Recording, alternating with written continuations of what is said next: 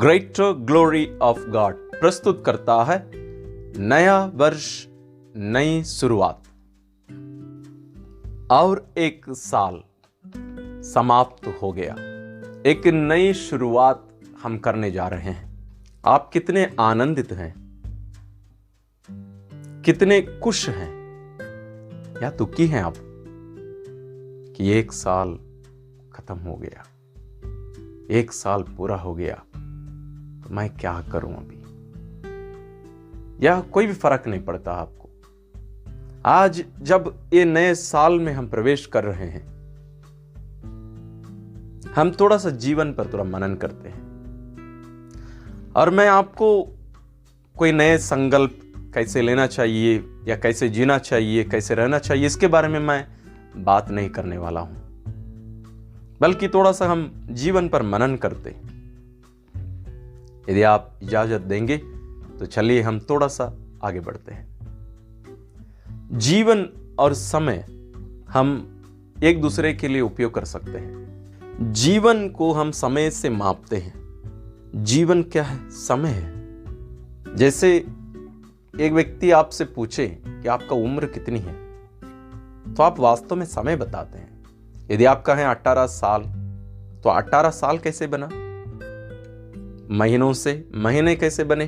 सप्तों से सप्ते, दिनों से दिन, घंटों से, और मिनट और सेकंड। यानी हमारा जीवन भी समय से मापा जाता है। तो अभी एक साल बीत गए हैं। इस एक साल में आप क्या किए? ये एक साल का आपका जीवन समाप्त हो रहा है और आप इस एक साल के समय को कितने सदुपयोग किए हैं, कितना फायदा उठाए हैं। यानी आप अपना जीवन जिए हैं या ऐसे ही कुछ होने दिए हैं। यानी जिंदगी होता है या आप जिंदगी जीते हैं। कहने का मतलब जो होता है उसको ऐसे ही होने देना और कोई भी जिम्मेदारी नहीं उठाना। बाहरी चीजों के ऊपर आप अपनी उंगली उठाना और दोष देना और स्वयं कोई भी जिम्मेदारी नहीं उठाना। बाहर के दूसरे सब कोई बुरे हैं, दूसरे सभी लोग खराब हैं और दूसरे लोगों के कारण मेरी जिंदगी ऐसी है। या आप स्वयं जिम्मेदारी उठाकर आप अपना जीवन जी रहे हैं। उसके साथ हर नया वर्ष, नया साल हमें एक नई शुरुआत देता है। यदि मान लीजिए ये नए साल, नए दिन, नए सवेरे ये सब नहीं होते तो हमारा जीवन कितना दुखमय होता ना।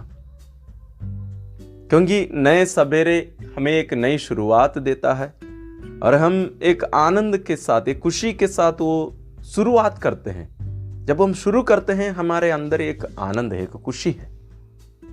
इसलिए नया साल भी हमें आनंद लेकर आया है, खुशी लेकर आया है।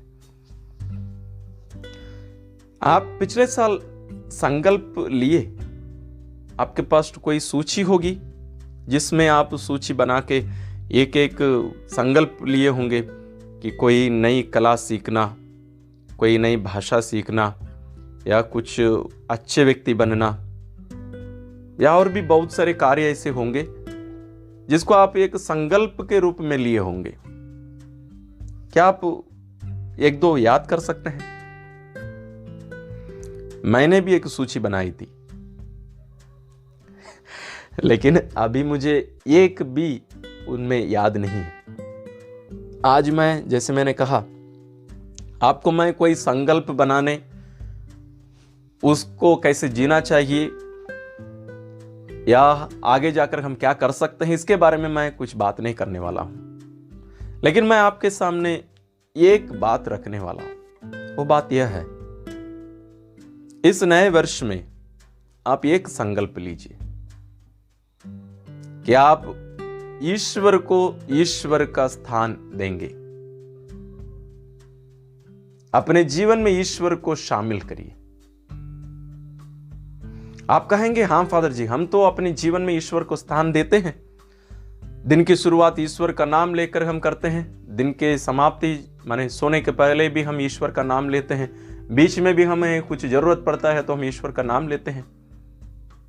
अब थोड़ा सा अपनी प्रार्थनाओं पर थोड़ा ध्यान दीजिए।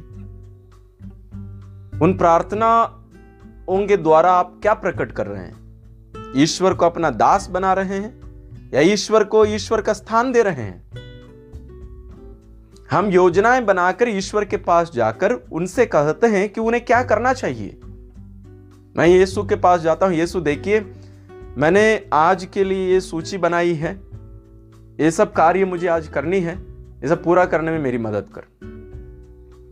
अभी मैं यीशु को ईश्वर के रूप में स्वीकार किया हूं या दास के रूप में या सेवक के रूप में?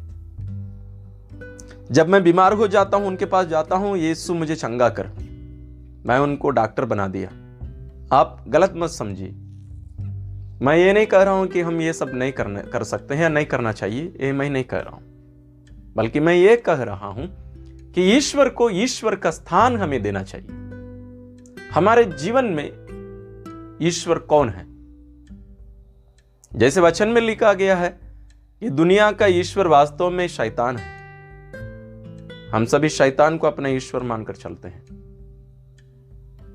हमारे जीवन में हमारे भोजन खान पान हमारे ईश्वर हो सकते हैं, धन दौलत ईश्वर हो सकते हैं, कोई व्यक्ति हमारे जीवन के ईश्वर हो सकते हैं, या हमारे जो नौकरी पेशा हम जो करते हैं वो सब हमारे ईश्वर हो सकते हैं।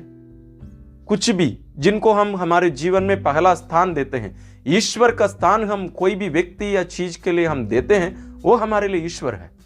लेकिन मैं ये कह रहा हूं, इस वर्ष आप हर दिन की कोशिश करिए, हर दिन अपने आप को याद दिलाकर रखिए कि मैं आज ईश्वर को उनका स्थान मेरे जीवन में दूंगा। मैं ईश्वर को ईश्वर का स्थान। अब जरा सोचिए, यदि हम ईश्वर को ईश्वर का स्थान अपने जीवन में दे दिए तो हमारा जीवन कितना आनंदमय होगा ना। उन्हें हमारे व्यक्तिगत जीवन में आने दीजिए, परिवार में आने दीजिए, समाज में जहां कहीं भी आप काम करते हैं, अपने देश में, सारी दुनिया में ईश्वर को ईश्वर का स्थान देने के हम प्रयत्न करें। आप पूछेंगे फादर क्यों? आप अपना शरीर देख सकते हैं, अपना हाथ देखिए, हाथ में 5 उंगलियां हैं ना, एक हाथ में। इन उंगलियों को हम जगह बदल देते हैं एक दूसरे का, कैसे दिखेंगे? उस हाथ से आप कुछ कार्य कर पाएंगे, काम कर पाएंगे? हाथ के जगह पर पैर हो और पैर के जगह पर हाथ हो, कैसे लगेगा? अच्छा लगेगा। सिर के जगह पर पैर हो, पैर के जगह पर सिर हो, कैसे रहेगा? बहुत गंदा दिखेगा।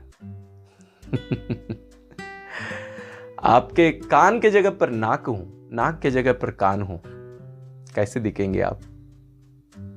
कल्पना करके भी मत देखिए, बहुत बुरा दिखेंगे आप।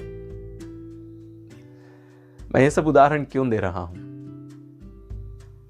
क्योंकि जिन चीजों को जहां रहना चाहिए उनका वहां रहने से ही, वहां होने से ही वो सुंदर है, भले वो कितने भी मूल्यवान क्यों ना हो। जैसे दिल हमारे शरीर के एक महत्वपूर्ण एक अंग है, उसको उसके जगह पर होना ही उसके लिए और हमारे लिए फायदेमंद है। हम हृदय को निकालकर, अपना हार्ट को निकालकर हम बाहर अपनी आंखों के सामने रख दें, आंख के जगह पर, कैसे होगा?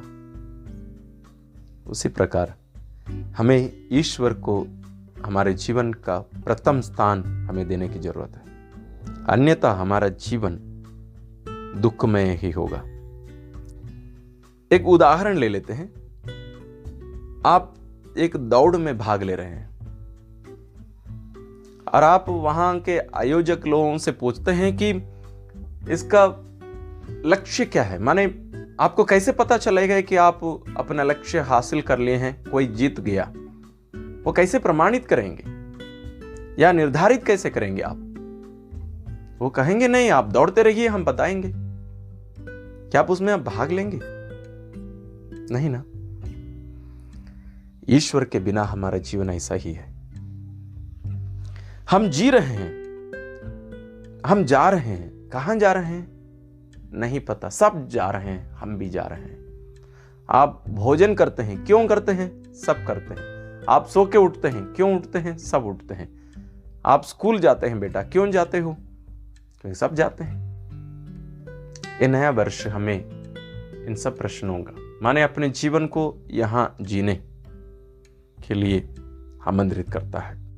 और उसके लिए सबसे महत्वपूर्ण है ईश्वर को ईश्वर का स्थान देना।